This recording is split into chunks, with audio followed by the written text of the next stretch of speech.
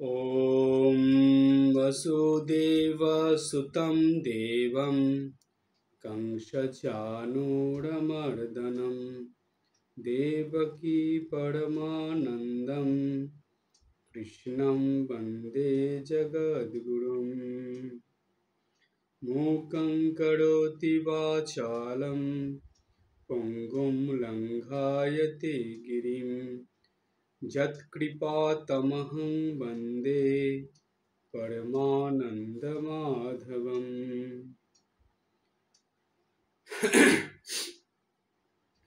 গীতার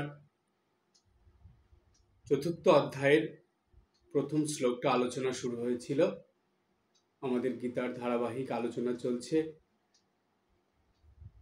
এর আগের আলোচনায় আমরা প্রথম শ্লোকের অর্থ সহ ব্যাখ্যা কিছুটা শুনেছিলাম, আর কিছুটা বাকি ছিল, যেটা এই ক্লাসে আলোচনা হবে। তো আগের আলোচনার একটু আমরা প্রথমে বলে নেব, তারপরে নতুনটা শুরু করব।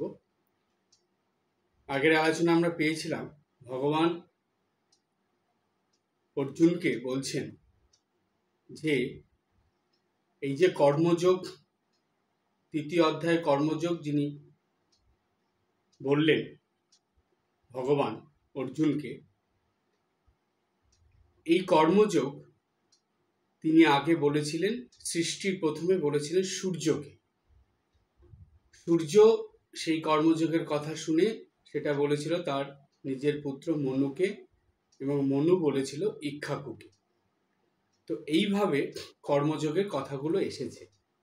কিন্তু ওই যে কর্মযোগ, তৃতীয় অধ্যায়ে যে কর্মযোগ আমরা পাই গীতাতে, এই কর্মযোগটা হলো যে কর্ম করার একটা উপায়, অর্থাৎ কিভাবে দৈনন্দিন জীবনে কর্ম করতে হবে, কর্মের ধরনটা কেমন হবে, কেমন মনোভাব নিয়ে কর্ম করতে হবে, কোন কর্ম কিভাবে করতে হবে, কর্মের পিছনে উদ্দেশ্য কি থাকবে, এইসব ভগবান বলেছিলেন।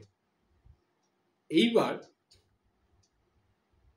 শিক্ষিত মানুষ এবং যারা নিরক্ষর তাদের কাজের মধ্যে যেমন পার্থক্য থাকে, কেমন পার্থক্য থাকে?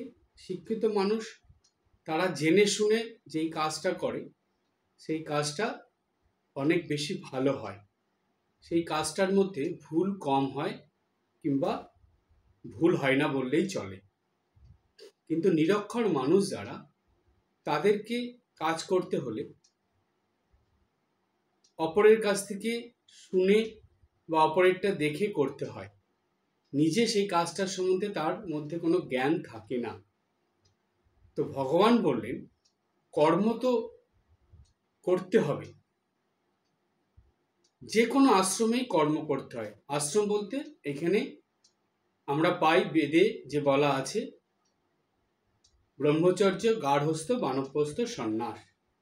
আপনারা একটু ভালো করে চিন্তা করে দেখবেন, ব্রহ্মচর্য জীবন যাপন করলেও সেখানেও কর্ম করে বাঁচতে হয়, গার্হস্থ্য জীবনযাপন করলেও সেখানে কর্ম করতে হয়, বানপ্রস্থে জীবনযাপন করলেও কর্ম করতে হয়, সন্ন্যাসের জীবনযাপন করলেও কর্ম করতে হয়। নিত্য কর্ম, কর্তব্য কর্ম প্রত্যেকটা মানুষকে, সে যেই ধর্ম নিয়েই চলুক না কেন, যেই আশ্রমেই থাকুক না কেন, সে গৃহস্থ আশ্রম হোক, সন্ন্যাস আশ্রম হোক, বানপ্রস্থ হোক, যেখানেই হোক, তাকে কর্ম করতেই হবে। কারণ হলো এই যে মর্তলোক, মনুষ্যলোক, এই লোকটার আরেকটা নাম আছে। সেটা কি? স্বামীজি বলছেন এই মনুষ্য লোক হলো কর্মভূমি। অর্থাৎ এই লোকে আসলে কর্ম করতে হয়। কর্ম করার জন্যই প্রত্যেকটা মানুষকে এই কর্মভূমিতে এসে কর্ম করে তারপরে তাকে জীবনের উন্নতিতে পৌঁছাতে হয়। যেসব মানুষরা জন্ম গ্রহণ করে কর্মভূমিতে এসে কর্ম করে না, বা কর্তব্য কর্ম প্রতি তাদের অবহেলা থাকে, নিত্যকর্ম ঠিকভাবে করে না, তাদের এই মনুষ্য জন্ম থেকে আরও উন্নততর জন্ম তো হয়ই না, বরং আরও অবনততর জন্মের দিকে তারা চলে যায়। সেই জন্য স্বামীজি বললেন, এই কর্মভূমিতে এসে কর্ম করে মনুষ্যত্বের থেকে দেবত্বে পৌঁছাতে হয়। এই স্বর্গে এটা পারা যাবে না, অন্য কোনো লোকে এটা হবে না, একমাত্র এই মর্ত লোকেই এটা সম্ভব। তাই এটা হলো পুণ্যভূমি এবং সেই সঙ্গে কর্মভূমি। এই যে কর্মভূমিতে এসে কর্ম করা, ভগবান বললেন কর্ম তো প্রত্যেকটা মানুষই করছে, কেউ কেউ কম কাজ করছে, কেউ বেশি কাজ করছে, কেউ প্রয়োজনের তুলনায় অতিরিক্ত কাজ করছে, বিভিন্ন মানুষ কাজের মধ্যেই লেগে আছে। কিন্তু এইরকম ভাবে কাজ করতে করতে কি হয় জানেন, এরকম করে কাজ করতে করতে মানুষ মেশিনে পরিণত হয়ে যায়। সে গতানুগতিকভাবে, মেশিন যেমন চালিয়ে দিলে গতানুগতিকভাবে একই রকমভাবে কাজ করে যাচ্ছে, কোনো পরিবর্তন নেই, ঠিক তেমনি মানুষেরও তাই হয়, এই গতানুগতিকভাবে সে কাজ করে যায়। এখন প্রশ্ন হলো, তাহলে এর থেকে বাঁচার উপায় কি? এই যে একঘেয়েমি গতানুগতিক কাজ হচ্ছে, সেটার মধ্যে পরিবর্তন কি করে আনা যায়? আশ্চর্যের ব্যাপার হলো, এই পরিবর্তনগুলো আনতে হলে মানুষকে একটু সেই কর্মের প্রতি জ্ঞান অর্জন করার দরকার, একটু জানা দরকার। সকাল থেকে রাত পর্যন্ত আমাকে কি কি কর্ম করতে হবে, সেই কর্মের সম্বন্ধে তার কিছু জ্ঞান থাকা দরকার। সেই জ্ঞানের কথাগুলোই এই 4th অধ্যায়ে ভগবান বলছেন অর্জুনকে, এবং অর্জুনের মধ্যে দিয়ে বা অর্জুনের মাধ্যমে সমগ্র মানব জাতিকে ভগবান বলছেন যে কর্ম তো করবে, কিন্তু সেই কর্মটা কিভাবে করবে, সেই কর্মের জ্ঞানটা তোমাকে জানতে হবে বা নিতে হবে। সেই জ্ঞানের কথা এখানে বলছে বলে এটাকে বলা হচ্ছে জ্ঞানযোগ। তো এই যে জ্ঞানযোগ, এই জ্ঞানযোগ জানার পর কি হবে, এটাও একটা প্রশ্ন আসে মনে। এই জ্ঞানযোগ ভালোভাবে জানলে তখন জ্ঞান মিশ্র কর্ম হবে। এতদিন যেই কর্মটা এমনি এমনি হতো, অর্থাৎ কিছু সেই কর্মের সম্বন্ধে ধারণা পরিষ্কার ছিল না বা ভালোভাবে না জেনে কর্মটা করা হতো, এখন সেটা ভালোভাবে জেনে করা হবে, তাহলে জ্ঞান মিশ্র কর্ম হয়ে গেল। আর জ্ঞান মিশ্র কর্ম হলে কি হয়, ভগবান বলছেন যে এরপরে আমরা পাবো যে জ্ঞান মিশ্র কর্ম করলে সেটা নিষ্কাম কর্ম হয়, সেটা সকাম কর্ম হয় না।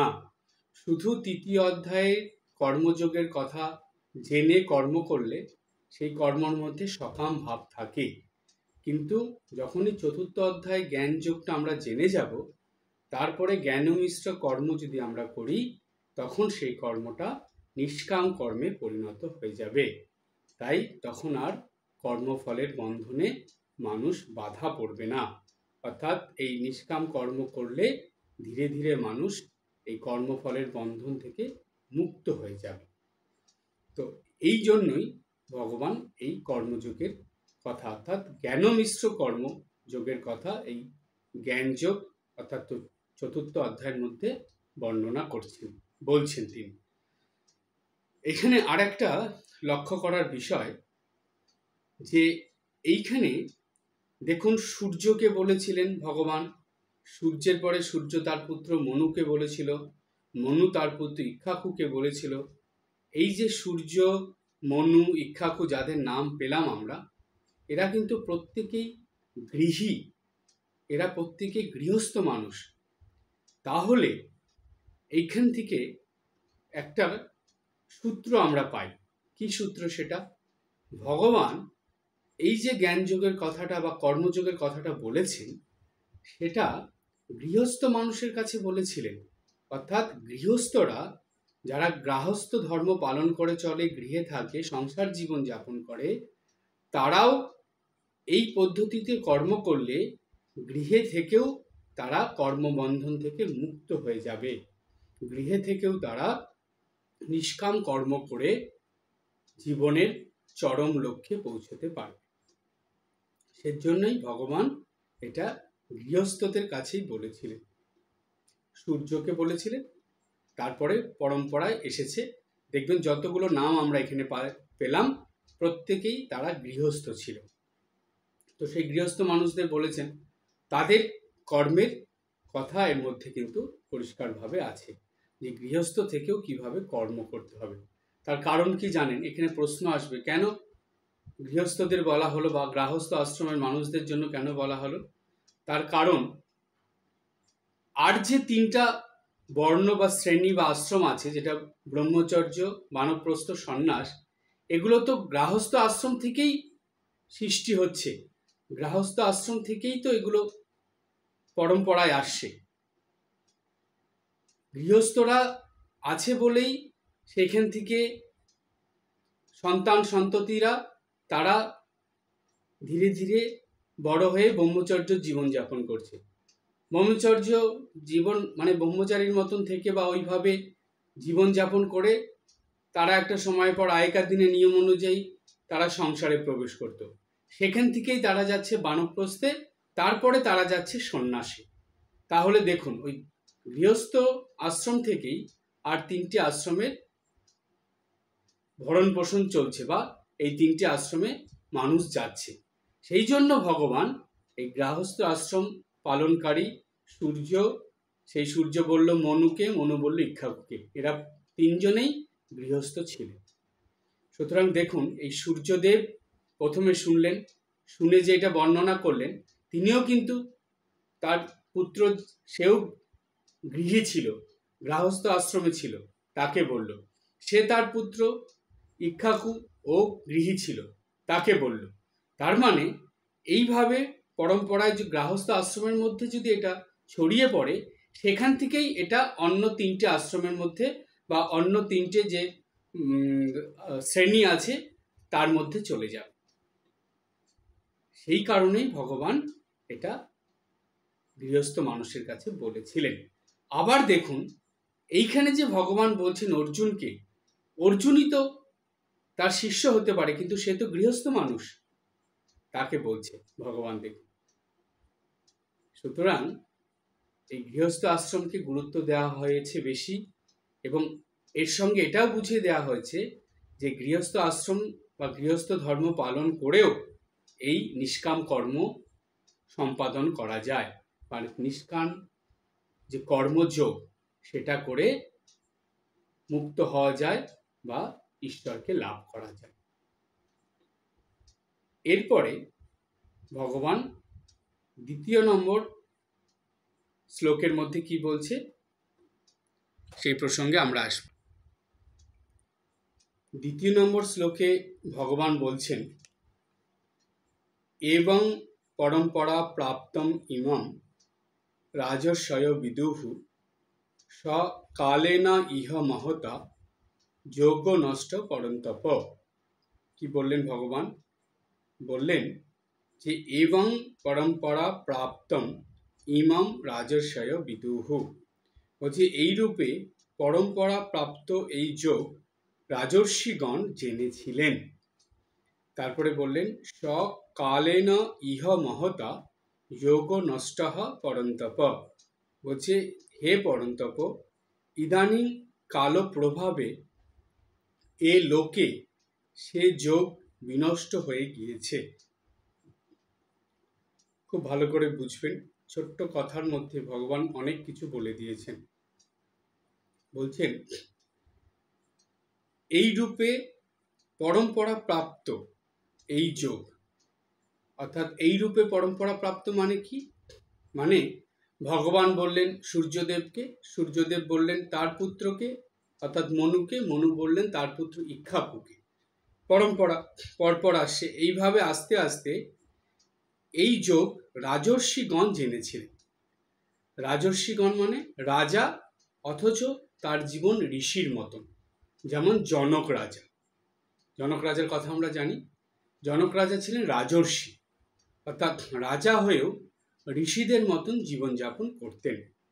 তো সেই কথা এখানে বলা হচ্ছে যে এরকম পরম্পরা প্রাপ্ত হয়ে একের পর এক জেনারেশন অনুযায়ী পরপর এই যোগের কথা এসেছে। এই যোগ সম্পূর্ণভাবে বা ভালোভাবে পালন করে গেছে রাজর্ষিগণ। সেই পর্যন্ত এটা খুব ভালোভাবে পালন হয়েছে, ভগবান যেমন বলেছিলেন ঠিক সেইভাবে পালন হয়েছে। তারপরে ভগবান বলছেন সকালেন ইহ মহতা যোগ নষ্ট পরন্তপ, বলছে হে পরন্তপ ইদানিং কাল প্রভাবে এ লোকে সে যোগ বিনষ্ট হয়ে গিয়েছে।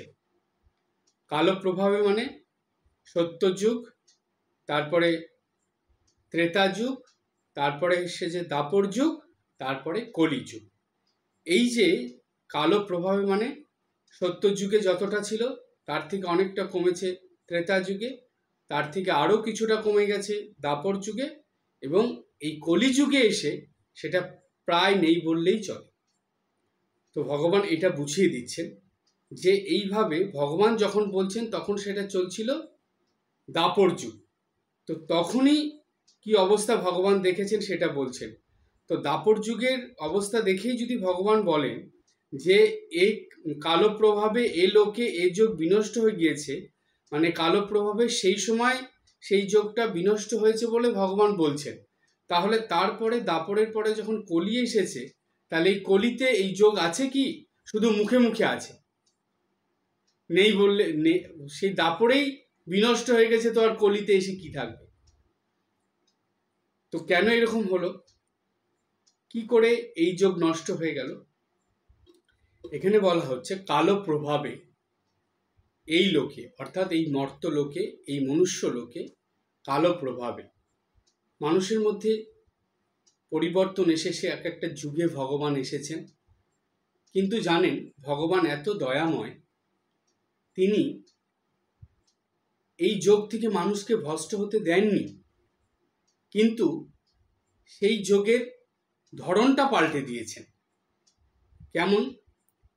সত্যযুগে এই কর্মযোগ বা এই কর্ম করার পদ্ধতি মানুষের আলাদা রকম ছিল। সত্যযুগে বলা হয় প্রায় সব মানুষই, প্রত্যেকটা মানুষ সূর্য উদয়ের আগে ঘুম থেকে উঠে পড়তেন।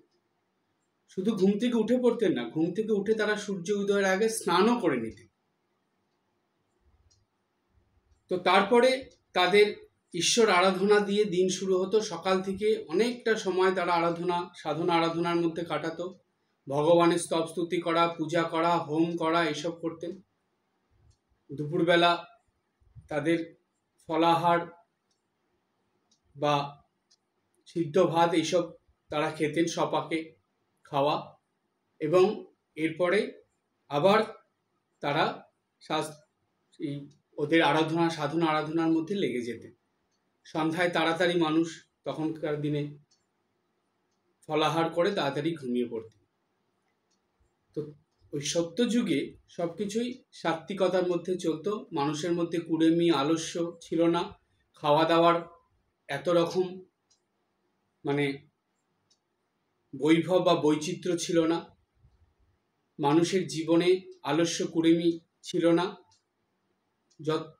ভোরবেলা ঘুম থেকে ওঠার পর থেকে রাত্রি ঘুমানোর আগে পর্যন্ত খাওয়া দাওয়ার জন্য অল্প সময় তারা ব্যয় করত, এবং বাদবাকি যতটা সময় তারা জেগে থাকতো এই সাধনা আরাধনা, শাস্ত্রপাঠ, পূজা,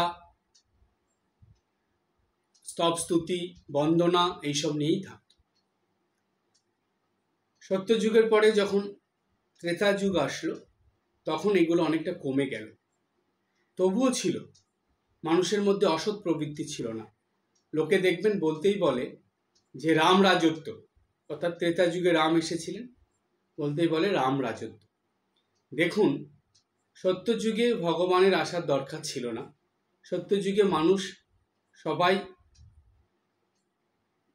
এমনভাবে জীবনযাপন করতো, সেখানে বলার কোনো জায়গাই নেই যে তুমি এইটা এইভাবে করো, ওটা ওইভাবে করো, এটা এমন করো না, সেটা তেমন করো না, সেসব বলার কোনো স্থানই ছিল না। সেই জন্য সেখানে ভগবানকে আসতে হয়নি।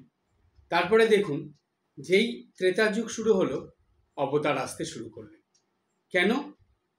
মানুষের মধ্যে থেকে এই কর্মের প্রবৃত্তিটা অনেকটাই নষ্ট হয়ে গিয়েছিল। ভগবান আসলেন, রামচন্দ্র এসে তাকে কি বলা হয়? মর্যাদা পুরুষোত্তম। সেটা কি হয়েছিল ত্রেতা যুগে? চুরি ডাকাতি এইসব হতো না, তারপরে অনাচার অত্যাচার এগুলো ছিল না, কিন্তু মানুষের মধ্যে যেটা দেখা দিয়েছিল সেটা হলো একজন মানুষ অপর মানুষের মর্যাদা ভঙ্গ করত। অর্থাৎ যার যেটা শ্রদ্ধা সম্মান পাওয়ার কথা, যেমন মর্যাদা পাওয়ার কথা, সেরকম মানুষ করত না। রামচন্দ্র আসলেন, বনে থাকলেন, যেখানেই থাকলেন, তার রাজত্বে এসে যখন থাকলেন, সব জায়গাতেই তিনি কিন্তু প্রত্যেকের মর্যাদা রক্ষা করে চলেছেন, সবার যোগ্য মর্যাদা তিনি দিয়েছেন, সবার সঙ্গে ভালো ব্যবহার করেছেন, মানুষের সঙ্গে কিভাবে চলতে হয়, কিভাবে অপরকে আপন করে রাখতে হয়, তারপরে মানুষের অপরাধ হলে ক্ষমা করে দিয়ে কিভাবে তাকে এগিয়ে নিয়ে যেতে হয়, সৎ পথে চালাতে হয়, সেগুলো সব রামচন্দ্র তার জীবন দিয়ে দেখিয়ে গেছেন। এমনকি আপনারা শুনলে অবাক হয়ে যাবেন, লক্ষ্মণ একবার ভরতকে ভুল বুঝেছিল। কারণ ভরত যখন রাজ্যে ছিল না, বাইরে তার মামার বাড়িতে ছিল, তখন রামচন্দ্রকে পাঠানো হয়েছিল বনবাসে। তো এই রাজ্যপাট সামলাবে ভরত, কিন্তু ভরত ফিরে এসে যখন রামচন্দ্রকে পেল না, সব শুনল, সে রাজ্য নিতে বলল যে না, আমি রাজ্য চালাতে পারি, কিন্তু ওই সিংহাসনে আমি বসবো না, ওইখানে ওই সিংহাসনটা দাদার জন্যই থাকবে, অর্থাৎ রামচন্দ্রের জন্যই থাকবে। তাহলে তখন ভরত রামের সঙ্গে দেখা করতে গেল। কেন? ভরতের উদ্দেশ্য হলো রামের খড়মটা ভরত নিয়ে আসবে। খড়ম সেই সিংহাসনের উপরে রেখে ভরত পাশে একটা সিংহাসনে বসে সে রাজ্য চালনা করবে। তো দশরথ তো তখন নেই, দশরথের শরীর চলে গেছে, ভরত গেল। এইবার ভরত যে রামের খড়ম নিতে যাচ্ছে, রামের সঙ্গে দেখা করতে, এই কথা কাউকে বলেনি, এটা ভরতের মনেই আছে। এবার লক্ষ্মণ যখন শুনেছে ভরত আসছে, তখন লক্ষ্মণ ভরতকে ভুল বুঝলো কেন? লক্ষ্মণ ভাবল যে ভরত এখানে আসছে মানে নিশ্চয়ই সে আরো কিছু এসে বলবে রামকে, তাকে যেখানে তারা রয়েছে সেখান থেকে হয়তো আরো দূরে পাঠিয়ে দেবে, এরকম নানা রকম ভাবনা লক্ষ্মণের মনে আসলো। এসে রামচন্দ্রকে গিয়ে লক্ষ্মণ বলছে যে দাদা, আমি এখনই গিয়ে ওকে আটকে দেব, অর্থাৎ ভরতকে আসতে দেবো না, এখানে তোমার সঙ্গে দেখা করতে দেবো না, ও আসলেই এখানে কিছু একটা করবে, তোমাকেও বিপদে ফেলবে না, এখানে থাকতে দেবে না, এখান থেকে অন্য কোথাও চলে যেতে বলবে। তো লক্ষ্মণের এটা দেখে রাম কিন্তু লক্ষ্মণকে সাপোর্ট করলেন না। রাম বললেন যে না, তুমি ভরতকে ভুল বুঝছো, দেখো না, ও আসুক আগে, ওকে আসতে দাও, এসে দেখি ও কি বলে, তারপরে তুমি ওর বিচার করবে, তুমি আগের থেকে কেন ওকে এরকম ভুল বুঝছো, এরকম মনোভাব ঠিক নয়। লক্ষ্মণকে অনেকভাবে রাম তার প্রকৃত যে স্বভাব, সেই স্বভাবের মধ্যে ফিরিয়ে এনেছেন। তো এইখানে আমরা দেখুন রামচন্দ্র তার ভাইদের ক্ষেত্রে, তার প্রজাদের ক্ষেত্রে, এমনকি রাবণকে হত্যা করার আগে বা রাবণের পরিবারের যারা ছিল তাদেরকে মারার আগে রামচন্দ্র অনেকবার তাদেরকে বলেছে যে যুদ্ধ না করে সীতাকে ফিরিয়ে দিলে চলে যাবে, সে কাউকে মারতে চায়নি। অর্থাৎ প্রত্যেকের মর্যাদা দিয়ে রামচন্দ্র তার জীবন পথে এগিয়ে চলেছে এবং সেই শিক্ষাই দিয়েছে। সেই জন্য দেখবেন যখন আপনারা একাদশীর দিন রাম নাম সংকীর্তন করেন, সেখানে দেখবেন বলা আছে যে রামচন্দ্র হলেন মর্যাদা পুরুষোত্তম, অর্থাৎ তাকে কেন এটা বলা হয় পুরুষের মধ্যে উত্তম, অর্থাৎ সর্বশ্রেষ্ঠ পুরুষ। এবং মর্যাদা কেন? তিনি সকলের মর্যাদা দিয়ে চলার শিক্ষা দিয়ে গেছেন। তো এই শিক্ষা দরকার ছিল সেই যুগে, দিয়েছেন ভগবান। কর্ম করবে, কিন্তু কর্ম করতে গিয়ে অপরের সম্মান নষ্ট করবে না, অপরকে অশ্রদ্ধা করবে না, অপরকে হেয় করবে না, অপরকে ছোট করবে না, অপরের সম্মান ঠিক রেখে কর্ম করবে, শিক্ষা দিলেন রামচন্দ্র। চলে গেলেন, সেই যুগে হয়ে গেল। পরে আসলো দাপর যুগ। দাপর যুগে আসলেন ভগবান শ্রীকৃষ্ণ। ভগবান এসে তিনি কি করলেন? সেইখানে ভগবানকে আসতে হলো কেন? অধর্ম ভীষণভাবে ছড়িয়ে পড়েছিল, ধর্ম রক্ষা করাই মুশকিল হয়ে যাচ্ছিল তখন। মানুষের মধ্যে এত অধর্মের প্রভাব ছড়িয়েছিল, সেই ধর্মকে ঠিক রাখার জন্য, ধর্মকে উচ্চ স্থানে ধরে রাখার জন্য ভগবান এসেছিলেন এবং তিনি সেই ধর্মের পতাকায় সবার উপরে ধরে রাখার জন্য সেইভাবে জীবনযাপন করে গেলেন। এত বড় যুদ্ধ হলো, মহাভারতের যুদ্ধ। ভগবান পারতেন এই যুদ্ধটাকে থামিয়ে দিতে, কিন্তু কেন দিলেন না? ভগবান যুদ্ধ যদি থামিয়ে দিতেন তাহলে অধর্মের এত প্রাদুর্ভাব বেড়েছিল যে অধর্মের জয় হয়ে যেত। তখন মানুষের মধ্যে থেকে ধর্মের উপরে যে বিশ্বাস, সেটা সম্পূর্ণ নষ্ট হয়ে যেত। মানুষ আর ধর্ম নিয়ে জীবনযাপন করতো না, যে কোনো ধর্মের মধ্যেই মানুষ আর থাকতো না, যে যেমন ইচ্ছা জীবনযাপন করত। সেই জন্যই এই যুদ্ধকে ভগবান থামালেন না, কারণ ভগবান চাইলেন যে যুদ্ধ হয়ে যাক, এখানে ধর্মের জয় হোক, অর্থাৎ অধর্ম হেরে যাক, অধর্ম ধীরে ধীরে মানুষের মধ্যে থেকে চলে যাক। তো এই কারণেই ওই যুদ্ধক্ষেত্রে দাঁড়িয়ে ভগবান এই গীতার উপদেশ দিয়ে দিলেন, যাতে এই যে ভগবান জানতেন এই যে যুদ্ধটা হবে, এতে তো অধর্মের পথে যারা আছে সবাই মরবে, কেউ বেঁচে থাকবে না। শুধু ধর্মকে ধরে, ভগবানকে ধরে যারা আছে তারাই বেঁচে থাকবে। হলেও তাই, কিন্তু এর পরবর্তী জেনারেশন যারা আসবে, এরপরে যে মানুষ যারা আসবে, তারা কি শিখবে এখান থেকে? তারা কি শুধু এই যুদ্ধে কৌরব পাণ্ডবের যুদ্ধ এটাই জানবে, ধর্মের সঙ্গে অধর্মের যুদ্ধ হলো এটাই জানবে? এরপরে কি? এরপরে কিভাবে চলতে হবে মানুষকে, কেমন করে জীবনযাপন করতে হবে, কিভাবে জীবনযাপন করলে মানুষ সর্বদা ধর্মের পথে থেকে নিজের জীবনকে এগিয়ে নিয়ে যেতে পারবে, সেই শিক্ষাই ভগবান দিয়ে দিলেন গীতার মধ্যে।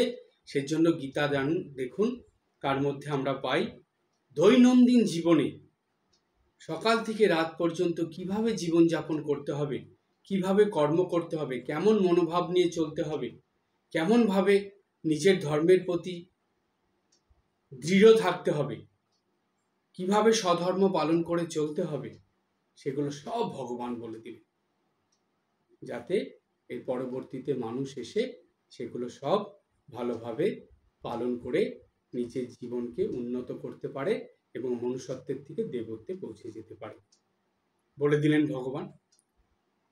সেই যুগের কর্ম করে ভগবান চলে গেলেন। এরপরে আসলো কলিযুগ। কলিযুগে ভগবান ওগুলো বলে যাওয়ার পরেও যখন অবতার পুরুষ চলে যায়, তারপরে অনেক বছর পর্যন্ত তার একটা প্রভাব, তার একটা রেস থাকে, সেইটা ছিল। কিন্তু ধীরে ধীরে ধীরে ধীরে আবার মানুষের মধ্যে এবার একটা অন্য জিনিস দেখা দিল। কি দেখা দিল? সেটা হলো যে ধর্মের পথে থেকেও মানুষ অধর্ম নিয়ে অধর্ম ঢুকিয়ে দিচ্ছে তার মধ্যে, ধর্মজীবন ঠিকভাবে তারা পালন করছে না, আর ঈশ্বরের নামের প্রতি তাদের ভক্তি, বিশ্বাস, ভালোবাসা ধীরে ধীরে চলে যেতে থাকলো।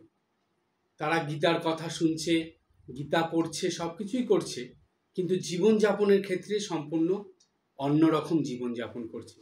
ভগবানকে ছেড়ে জীবনযাপন করছে, ভগবানের কাছ থেকে নিজেকে দূরে সরিয়ে নিয়ে জীবনযাপন করছে। যার ফলে কি হলো, ভগবানের নামের স্রোতে যাতে মানুষ ডুবতে পারে সেটার খুব দরকার ছিল। সেই কারণেই আসলেন শ্রী চৈতন্য মহাপ্রভু। আসলেন তিনি, এসে কি করলেন, ভগবানের নামে মানুষকে ডুবিয়ে দিলেন। শেখালেন তিনি, নিত্যদিন ভগবানের নাম করো, ভগবানের সেবা করো, পূজা করো, পাঠ কীর্তন করো, এই ধর্মকে সঙ্গে নিয়ে গার্হস্থ্য জীবনযাপন করো বা ত্যাগের জীবনযাপন করো, যেটাই করবে ভগবানকে সঙ্গে নিয়ে করো। আর ভগবানকে মাঝখানে রেখেই তোমরা সবাই আনন্দ করো। সেই জন্য হরিনাম সংকীর্তন শুরু হলো, সেই জন্য নরনারায়ণ সেবা মহোৎসব শুরু হলো। ভগবানকে মাঝখানে রেখে শুরু হয়ে গেল এই আনন্দ। ধর্মকে নিয়ে, ভগবানকে নিয়ে আনন্দ করো, তাকে ছেড়ে আনন্দ করো না। সেটা করে দিয়ে গেলেন শ্রী চৈতন্যদেব। সেই সময় ভাসিয়ে দিয়ে গেলেন নামে এবং ভক্তিরসে। মানুষের মধ্যে থেকে ভক্তিটা কমে গিয়েছিল, ফিরে আসলো ভক্তি। কিন্তু চৈতন্যদেব যাওয়ার পরেও বেশ কিছু বছর পর মানুষের মধ্যে আর একটা নতুন জিনিস দেখা দিল। অদ্ভুত ব্যাপার। কি দেখা দিল? মানুষ যেটাই করছে, ভগবানের নাম জপ করছে, পাঠ করছে, কীর্তন করছে, পূজা করছে, যাই করছে, কিন্তু সব কিছুর মধ্যেই একটা সংশয়, একটা অবিশ্বাস ফুটে উঠছে। বিশ্বাস নিয়ে করতে পারছে না, সংশয় থাকছে, অবিশ্বাস থাকছে। মানুষ মানুষকে বিশ্বাস করতে পারে না, ভগবানের প্রতি বিশ্বাস নেই, মানুষের প্রতি বিশ্বাস নেই, কোনো কাজ করবে তার প্রতি বিশ্বাস নেই। কেমন যেন জীবনটা শুরু হয়ে গেল মানুষের। সব কিছুই করছে কিন্তু কোথায় জানি সুর কাটা আছে, অর্থাৎ মনের শক্তি মানুষ হারিয়ে ফেলছে, মানসিকভাবে মানুষ দুর্বল হয়ে পড়ছে, জাগতিক ভোগ সুখের মধ্যে মেতে যাচ্ছে, কিন্তু বিশ্বাস সংশয়ের জন্য কোনো কিছুই ঠিকভাবে জীবনে পালন করতে পারছে না। না ঠাকুর ঘরে গিয়ে শান্তি পাচ্ছে, না তার নিজের ঘরে বসে শান্তি পাচ্ছে, না অফিসে গিয়ে শান্তি পাচ্ছে, না মন্দিরে গিয়ে শান্তি পাচ্ছে। সুখ, শান্তি, আনন্দ যেই বিশ্বাসের থেকে, ভক্তি ভালোবাসার থেকে আসে, সেইখানেই মানুষের সন্দেহ, অবিশ্বাসের প্রশ্ন চিহ্ন চলে আসলো। উপায়টা কি? এইভাবে করলে তো ভক্ত মানুষরা দিনের পর দিন বিপথে চলে যাচ্ছে, ধর্ম থেকে মানুষ সরে যাচ্ছে। যখনই মানুষ ধর্মের থেকে সরে যায়, তখনই ভগবান নড়ে চড়ে বসেন, তখনই তাকে আসতে হয়। এসে গেলেন শ্রীরামকৃষ্ণদেব। কি করলেন তিনি? স্বামীজি বলে দিলেন, আচণ্ডালা প্রতিহতরয়। সেই স্তোত্রটার মধ্যে স্বামীজি এক জায়গায় বলেছেন, সংশয় রাক্ষস নাশ মহাক্রম। ঠাকুর এসে মানুষের মনের থেকে সংশয়, অবিশ্বাস এগুলোকে দূর করার ব্যবস্থা করলেন। দেখিয়ে দিলেন জীবন দিয়ে যে না, মাটির প্রতিমাতেও পুজো করে ঈশ্বরের দর্শন পাওয়া যায়। তোমরা যে ভগবানের নাম করছো, সেই নামের মধ্যে দিয়ে ঈশ্বরকে পাওয়া যায়। গৃহস্থের জীবনযাপন করে এত সমস্যা অসুবিধার মধ্যে পড়েও ভগবানের দিকে মন রেখে চলা যায় এবং জীবনের শেষে ভগবানকে লাভ করা যায়। দেখিয়ে দিলেন। কাকে দিয়ে দেখালেন? সেটা নিজের জীবন দিয়ে দেখালেন এবং মায়েদের জন্য, মেয়েদের জন্য সারদা মাকে রেখে গেলেন। কারণ হলো, মেয়েরা ভাববে যে ঠাকুর তো পুরুষ ভক্তদের নিয়ে থাকতেন, তাদের জন্যই করে গেলেন, তো আমরা যারা মেয়েরা আছি আমাদের কি অবস্থা হবে? আমরা কিভাবে এই সংসারের ঘোর বিপাকের মধ্যে পড়ে ঈশ্বরের সাধনা করব, সাধন ভজন করব, কিভাবে ঈশ্বরকে পাবো? কোন পথে আমরা চলবো, কিভাবে চলতে হবে সকাল থেকে রাত পর্যন্ত, সেটাও দূর করে দিয়ে গেলেন ঠাকুর। নিজে যা করার করে আগে আগে চলে গেলেন, রেখে গেলেন শ্রীমাকে। মা দেখিয়ে দিলেন যে তোমাদের সংসার ছাড়তে হবে না, তোমরা সংসারে থাকো, সংসারের সমস্ত দায়িত্ব কর্তব্য পালন করো, কিন্তু তার মধ্যেও কিভাবে ভগবানকে নিয়ে চলতে হবে সেইটা শিখে নাও, সেইটা জেনে নাও, সেইভাবে চলো। এইবার পুরুষ মানুষদের তো মোটামুটি যারা একটু বয়স্ক মানুষ বা মাঝবয়সী তারা ঠিক আছে, ঠাকুরের ভাবটা নিয়ে চলল। যারা মেয়েরা, বাড়ির মায়েরা, তারা সারদা মার ভাবটা নিয়ে চলল। কিন্তু ইয়ং ছেলেরা যারা আছে, ইয়ং জেনারেশন, আর সারা পৃথিবীর মধ্যে যে ভাবটা ছড়াতে হবে তার জন্য তো একজনকে দরকার। ঠাকুর, মা, তারা তো সেটা করতে পারবেন না। কে করবে সেটা? এমন একজন মানুষকে ঠাকুর নিয়ে আসলেন যার হুঙ্কারে এই বিশ্ব কেঁপে উঠল। তিনি দেখিয়ে গেলেন যে কোন পথে আমাদের এই ইয়ং জেনারেশনকে, যুবক যুবতীদেরকে নিজের জীবনে এগিয়ে চলতে হবে, দেখিয়ে দিলেন। কলিযুগে ঠাকুর মাকে এবং স্বামীজিকে সঙ্গে করে নিয়ে এসে এমন একটা লীলা করে দিয়ে গেলেন যে এই যুগের মানুষ যে যেই অবস্থায় যেভাবে আছে সেখান থেকেই ধর্মকে ধরে ক্রমাগত উন্নতির দিকে চলতে পারবে। এই জিনিসটা সবার আগে বুঝেছিলেন স্বামীজি। ঠাকুর আর মায়ের জীবনের মধ্যে থেকে স্বামীজি এটা ধরেছিলেন। ধরে স্বামীজি তখন বলেছিলেন যে এমন ধর্মের শিক্ষা ব্যবস্থা করা হবে যেই মানুষ যে যেই পেশায় যুক্ত আছে, সে সবজি আলা হোক, সে রিক্সাওয়ালা হোক, সে ব্যাংকের কর্মী হোক, সে রেলের কর্মী হোক, সে পোস্ট অফিসে কাজ করার মানুষ হোক, সে মুদির দোকান চালানোর লোক হোক, যে যেই পেশায় থাকুক না কেন, সেখান থেকেই সে নিজের কর্তব্য কর্মের মধ্যে দিয়ে ধর্মকে ধরে জীবনযাপন করতে পারবে এবং সেখান থেকেই সে নিজের জীবনকে উন্নত করতে পারবে। স্বামীজির এই কথা বা এই যে মনোভাব, স্বামীজি যেটা বলেছিলেন, চেয়েছিলেন, সেইটা বুঝতে পেরেছিলেন বা ধরে সেটাকে কর্মে পরিণত করেছিলেন স্বামী রঙ্গনাথানন্দজি মহারাজ, যিনি পরম পূজ্যপাদ আমাদের সংঘের সংঘাধ্যক্ষ ছিলেন, ত্রয়োদশ সংঘাধ্যক্ষ স্বামী রঙ্গনাথানন্দজি মহারাজ। ঠাকুরের অশেষ কৃপায় যাকে আমি গুরুদেব হিসাবে পেয়েছি, সে গুরুদেব বলেছিলেন যে স্বামীজির এই যে কথাটা ছিল, যে ইচ্ছাটা, যা ধারণাটা ছিল, এটা যে এই কলিযুগের পক্ষে কতটা গুরুত্বপূর্ণ সেটা ভেবে নিয়ে হায়দ্রাবাদে গুরুদেব স্বামী রঙ্গনাথানন্দজি প্রথম তৈরি করলেন হিউম্যান এক্সিলেন্স। এই হিউম্যান এক্সিলেন্সে কি করা হয়? সমাজের সর্বস্তরের মানুষকে শিক্ষা দেওয়া হয়, যেই শিক্ষা তাকে তার সেই কাজের মধ্যে থেকে ক্রমাগত উন্নতির দিকে নিয়ে যাবে। সেই সূত্র ধরেই তৈরি হয়েছে কলকাতায় নিউ টাউনে বিবেক তীর্থ। এই বিবেক তীর্থটা হলো হিউম্যান এক্সিলেন্সেরই কাজ ওইখানে হয়। সর্বস্তরের শিক্ষার ব্যবস্থা সেইখানে চলছে।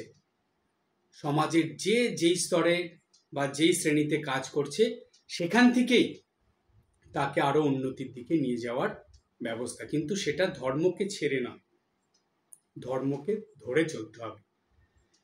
তাই স্বামীজি তার বক্তৃতার মধ্যে এক জায়গায় বলেছিলেন যে মানব জীবনে যত সমস্যা আসে সব সমস্যার সমাধান ধর্মের মধ্যে দিয়ে পাওয়া যায়। ধর্মকে ছেড়ে সমস্যার সমাধান সহজে আসে না, সেটা সম্ভবও হয় না।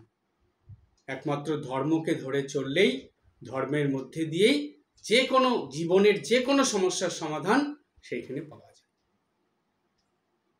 তাই ঠাকুর, মা, স্বামীজি, ঠাকুরের সন্তানেরা, মায়ের সন্তানেরা এই শিক্ষা দিয়ে গেছেন। স্বামীজির সন্তানেরা আমাদের সমগ্র মানব জাতির জন্য এই শিক্ষা দিয়ে গেছেন যে ধর্মটাকে তুমি আলাদা করে ফেলো না নিজের জীবন থেকে, ধর্মটাকে তোমার নিজের জীবনের সঙ্গে যুক্ত করে নাও। তাহলেই তোমার কর্মের সঙ্গে যে ধর্ম যদি যুক্ত হয়ে যায়, তবেই সেটা হবে তোমার কর্মযোগ। আর কর্মের সঙ্গে যদি ধর্ম যুক্ত না হয়, তাহলে সেটা হবে তোমার কর্মভোগ। আর কর্মভোগ হলে তুমি ক্রমাগত বন্ধনের মধ্যে জড়াবে এবং মনুষ্যত্বের থেকে পশুত্বে চলে যাবে। আর কর্মযোগ হলে তুমি ক্রমাগত বন্ধন কেটে উপরে উঠবে এবং মনুষ্যত্বের থেকে দেবত্বে চলে যাবে। এই পার্থক্য হলো কর্তব্য কর্মের সঙ্গে ধর্মকে নিয়ে চলা। আর এই কর্তব্য কর্মের সঙ্গে যখনই ধর্মকে যুক্ত করা হয়, তখনই সেটা হয় জ্ঞান মিশ্র কর্ম, যেই কর্মের কথা ভগবান এই 4র্থ অধ্যায়ে বলবেন। তাই এটা হলো জ্ঞানযোগ, অর্থাৎ জ্ঞান মিশ্র কর্মযোগ। আর এই কর্মযোগের ফলেই মানুষ নিষ্কাম কর্ম করে তার কর্মবন্ধন থেকে মুক্ত হয় এবং ঈশ্বরকে লাভ করতে পারে। আজকে এই পর্যন্ত। সবাই ভালো থাকবেন, হাসি খুশি আনন্দে থাকবেন। ওম শান্তি শান্তি শান্তি। হরি ওম তৎসৎ। শ্রীরামকৃষ্ণার্পণমস্তু।